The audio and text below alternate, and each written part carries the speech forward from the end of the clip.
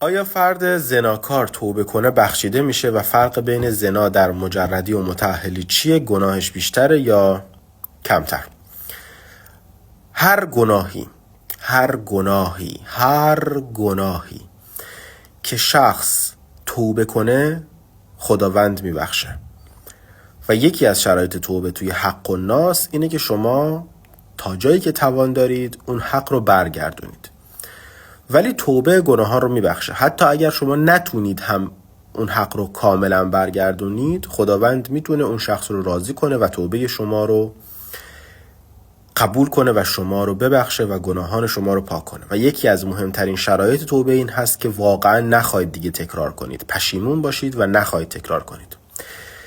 زنا کردن در متأهلی بسیار گناه بالاتری داره و بسیار وحشتناکتره، ولی باز هم توبه جمعش میکنه.